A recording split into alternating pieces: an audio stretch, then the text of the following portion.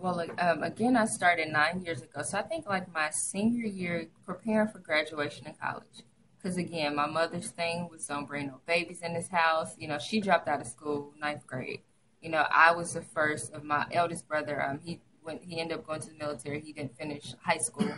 So I wanted to be the first. You know, I knew the GED was the big thing. And then when I realized what was beyond the GED, I was like, I can graduate. I don't have to do that. And I could go to college. So I think senior year in college, preparing to graduate, I was like, you know what? I cannot believe I'm here. Statistically, I should have been pregnant. Statistically, I should have been a ward of the state. I should have been a heroin addict myself. Just some of the things I was exposed to, I was like, wow, this is just incredible. Like, you know, little old me, like I'm actually superseding these expectations and statistics. I've got to share the story. So the seed was actually planted a while before that, but I think senior year, getting ready to graduate college with honors was it was really surreal, and it was like, okay, thank you, it's other people out there like this, you know. And so I started writing, and the writing just stood still for a while, and here we are 9 years later, and everything is finally coming full circle. So that's what inspired me. Also, I worked for Chicago Public Schools teaching and mentoring youth. I worked here with DC Public School students as well for some time, and I would meet all these incredible teens that I could tell they have creativity and something in them. They just need an outlet, or they just need an example or an exposure that you can be and do more. So I found my purpose in 2009 while teaching on the south side of Chicago.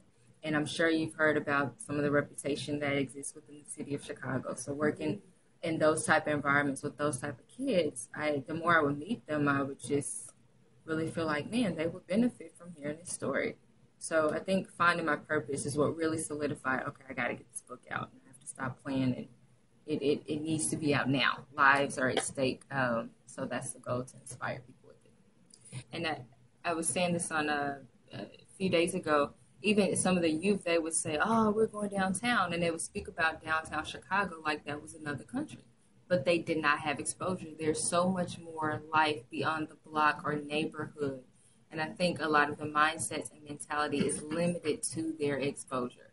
So they don't know what they don't know until it's up to us as mentors and role models to try to expose them and show them, hey, you don't have to be a basketball player or get your mixtape together and be a rap artist. Not that anything is wrong with that, but, you know, let's say if they shadowed a cardiologist or a reporter, and just seeing that exposure of that may turn them on to something completely different. So, now, did you have a particular teacher or mentor that inspired you when you were in school that made you want to push? I will say, believe it or not, my mother has been my greatest inspiration, and she doesn't even know to what extent. And it was more so watching her mistakes. And just, I was very precocious as a child. I wanted to make things better. I knew we were a little different by the way we were raised, or not having this. We can't afford to do that. And I was like, man, when I get grown, I want to take care. I'm going to fix this. You know, I'm going to be able to buy this or do those things. So just my love for her, to want to be better and to make her proud. So Dreams Bigger in Texas is also a love story. I just wanted to grind. So her indirectly, and her decisions and the things she went through, the things she put us through, that really inspired me on the flip side. That, and then I've just been blessed to have some really dope people in my path that in different ways have imparted things in me. My best friend, Jamie Chapman, well, she's married now, Jamie Bayham, she has been a great inspiration for me as well.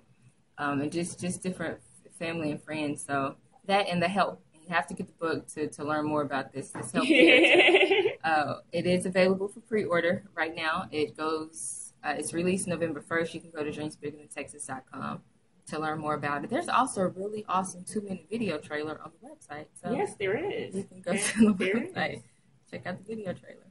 About myself, the overall goal is to inspire people through the project. On a bigger scale, my goal is to use the book as a platform. I know you asked what's next for me, what are some of my goals.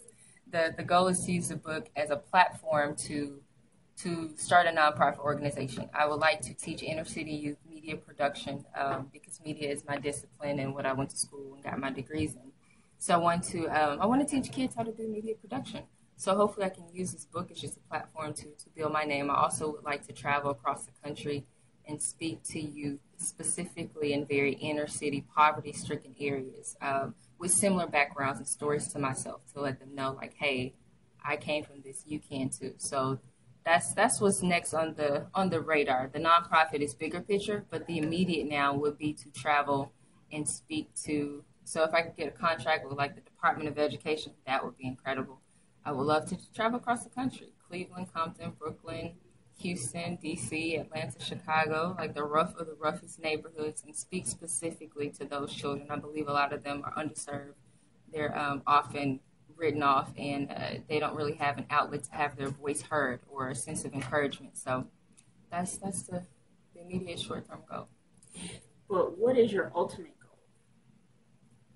Honestly, to transform lives, and that could be through different facets. I have degrees in media. I think it's important to help add value of more positive depictions.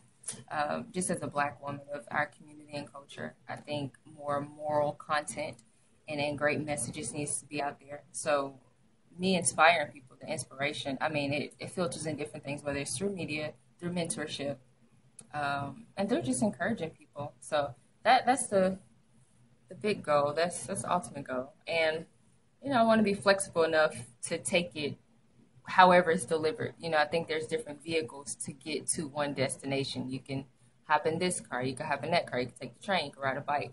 So I don't want to be limited in how to get there, but that's the big picture, just to inspire and encourage others. So.